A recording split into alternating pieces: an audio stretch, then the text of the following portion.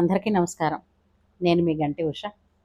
నా మిత్రులకి, శ్రేయోభిలాషులకి, సబ్స్క్రైబర్స్‌కి మంచి మంచి కామెంట్స్ తోటి ఓపికగా నా వీడియోస్ చూస్తూ నన్ను ప్రోత్సహిస్తున్నటువంటి మీ అందరికీ కూడా కృతజ్ఞతలు, శుభాభినందనలు.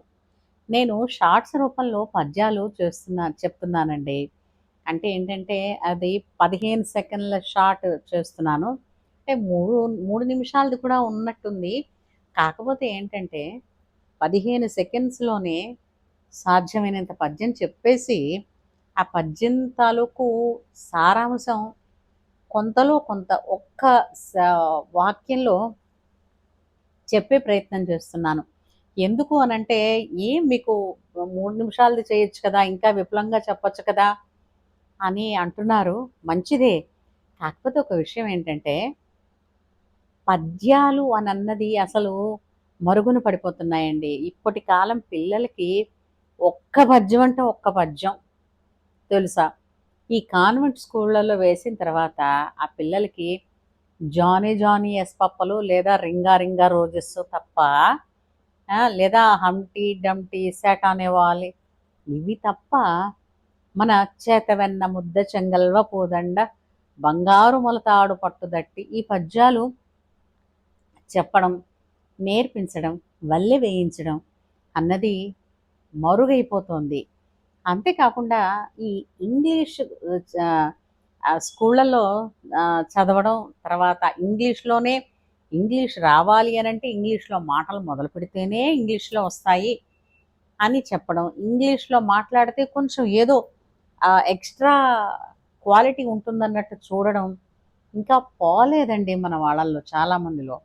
ఇప్పటికీ ఇంకా English is a global language మంచిదే. అది ఉద్యోగం వరకే. చదువుకుంటూ మీరు ఉద్యోగంలో ఎంతవరకు అవసరమో అంతవరకు ఉపయోగించడానికే తప్ప, అమ్మలాంటి కమ్మనైన మాతృభాషను మించింది అది తెలుగు. సాధారణంగా మన తెలుగు వాళ్ళందరూ ఆ తెలుగుని ఎందుకు ఉపయోగించరు? తెలుగు ఒక వాక్యం పూర్తిగా తెలుగులోనే మాట్లాడదామా? ఎన్ని మాట్లాడుతున్నాం? రోజుకొకసారి చెక్ చేసుకుంటే ఎవరైనా మగ చూసారా? చెక్ అన్న ఇంగ్లీష్ పదం వచ్చింది. ఒక్కసారి తరచి చూసుకుంటే మనకి తెలుస్తుంది. ఎందుకంటే ఎంతలాగా బలహీనమైపోయామంటే బ్రిటిషర్స్ వదిలేసి ఎన్నేళ్ళు అవనండి. వాళ్ళ జాడ్యాలు ఇంకా ఉన్నాయి కదా మనని పట్టుకుని. మొన్న మధ్యన ఒక వీడియో చూశాను.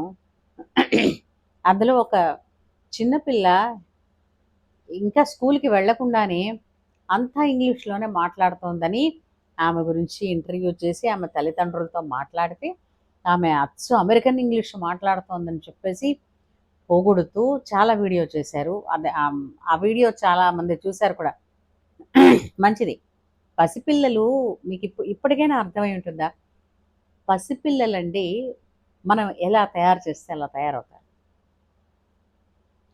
ఆ అమ్మాయికి ఇంగ్లీష్ వీళ్ళు మాట్లాడుతూ ఎలా మొదలుపెట్టారో గానీ అద్భుతంగా ఇంగ్లీష్ మాట్లాడేస్తోంది. 26 అక్షరాల ఇంగ్లీష్ నేర్చుకోవడం అదేదో కష్టం అన్నట్టు, గగనం అన్నట్టు మాట్లాడుతున్నారే! ఒకప్పుడు మనం అందరిది కూడా మన తెలుగు భాష, మన తెలుగు అక్షరాలు, అక్షరమాల ఎంతండి? 56 అక్షరాల తెలుగుమాల. తెలుగు తెలుగు అక్షరాలు కదా! ఈ మామూలుగా ఆలోచిద్దాం. అందులో కొన్ని కట్ చేసుకుంటూ కూడా పోయారు. అల్లా అక్షరం లేదు, ఈ అక్షరం లేదు అని. సరే పోనీ 52 అక్షరాలు అనుకుందాం. 52 అక్షరాలు నేర్చుకున్న వాళ్ళకి 26 అక్షరాలు పెద్ద లెక్కండి భాష. తెలుగుని నేర్పిద్దాం. తెలుగులో మాట్లాడదాం. ఒక వాక్యాన్ని నేను రోజుకి కనీసం ఒక వాక్యాన్ని పూర్తిగానే తెలుగులో మాట్లాడానా లేదా?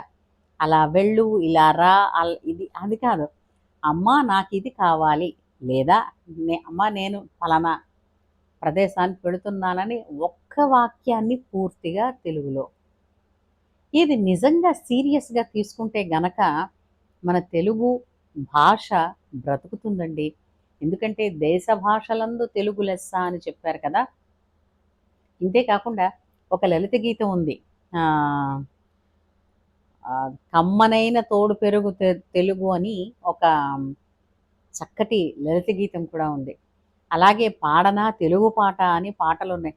తెలుగు మీద కోకొల్లలైనటువంటి పాటలున్నాయి. తెలుగులో తెలుగుని భాష గురించి చెప్పినటువంటి కవిత్వం ఎన్నో ఉన్నాయి. కానీ తెలుగు పద్యం చాలామంది అంటే ఇప్పుడు జనరేషన్‌లో ఉండేటటువంటి ఈ పిల్లల్లో లేదు. ఎందుచేతంటారు? అది తల్లిదండ్రులుగా మనం ప్రోత్సహించకపోవడమే. ఇంతే కాదండోయ్! తెలుగు పద్యాన్ని వల్లె వేయిస్తూ అది ఇంకొంచెం వేగంగా వల్లె వేయించడం వలన మీ పిల్లలకి నాలిక నోటిలో ఉండేటటువంటి ఏవైతే నరాలన్నీ ఉంటాయో అవన్నీ ఆహ్, హ్మ్. చురుకు చురుకుగా పనిచేయడం మొదలుపెడతాయి. మాటలు వెతుక్కోవాల్సొస్తుంది చూసారా? ఆ! చురుకుగా పనిచేయడం మొదలుపెడతాయి. వాటి వల్ల నాడీ శుద్ధి జరుగుతుంది. అంతే కాకుండా ఇప్పుడు వేరే ఆక్యుప్రెషర్స్ అక్కర్లేదండి.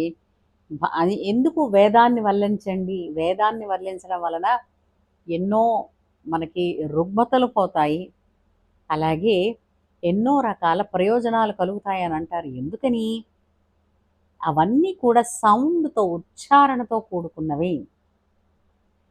అది కొంచెం వేగవంతంగా చేస్తూ ఉండటం వల్ల, ఒక పద్యాన్ని నేర్చుకోవడం వల్ల నోటికి ఆ భాష పట్టు దక్కుతుంది. అందుకోసం నేను 15 సెకండ్స్‌లోనే ఒక పద్యాన్ని చెప్పడానికి ప్రయత్నం చేస్తున్నాను. దాని అర్థాన్ని చెప్పడానికి కూడా ప్రయత్నం చేస్తున్నాను. అదే విధంగా ఇప్పటికి కృష్ణ శతకాన్ని పూర్తిగా 100 పద్యాలు చెప్పాను. షార్ట్స్ రూపంలోనే ఉన్నాయి.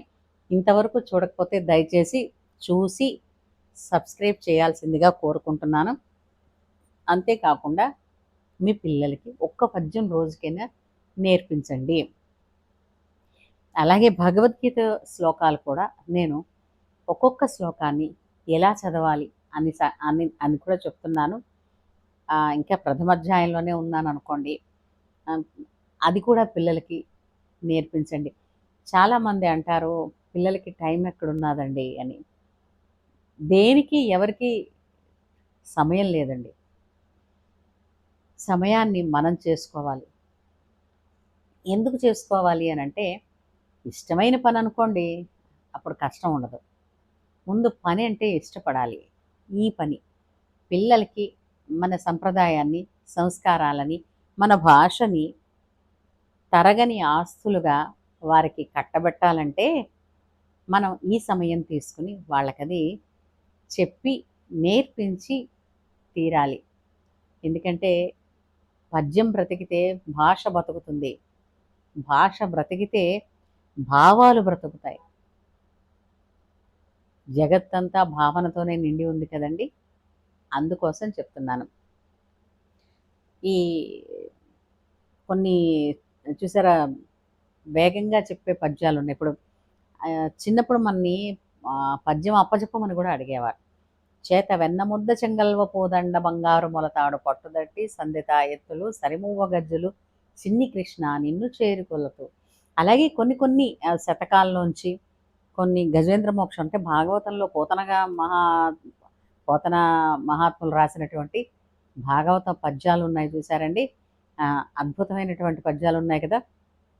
మనం ఆహ్, గజేంద్ర మోక్షంలో పద్యాల్లో ఎవ్వని చేజినుంచు జగమెవ్వని లోపల నుండు లీనమై ఎవ్వని యందుడు ఇందు పరమేశ్వరుడెవ్వడు మూల కారణం వెవ్వడు అనాది మధ్యలయుండెవడు సర్వము తానయైన వాడెవ్వడు వాని నాత్మభూమున్ ఈశ్వరునే శరణంబు వేడెదన్. అలాగే అడిగెదనని కడు ఒడిజను అడిగిన తన మగడు నుడువడని వెడనడయన్ వెడవెడ జుడుముడి తడబడ నడువిడదు జడిమని అడుగుడు నెడలన్. భాష పట్టొస్తుంది. ఎలా అయితే మన అభిరుచులు పిల్లలకి నేర్పిస్తున్నామో, మన మాతృభాషను కూడా ఒక అభిరుచిగా పిల్లల యందు మనం పొదిగితే, ఆ పిల్లలు ఖచ్చితంగా దాని మీద అభిమానాన్ని పెంచుకుని, దానిని ఎక్కువగా వాడుకంలోకి తెచ్చుకునే ప్రయత్నం చేస్తారన్నది ఒక ఆశ. మాతృభాషని బ్రతికిద్దాం. ఏమంటారు? మీకు గనక ఈ వీడియో నచ్చినట్టయితే వెంటనే సబ్స్క్రైబ్ చేయండి, లైక్ చేయండి, ఇతరులతో షేర్ చేయండి. ఈ పద్యాలు మరి నలుగురికి వినిపించి నేర్పించండి.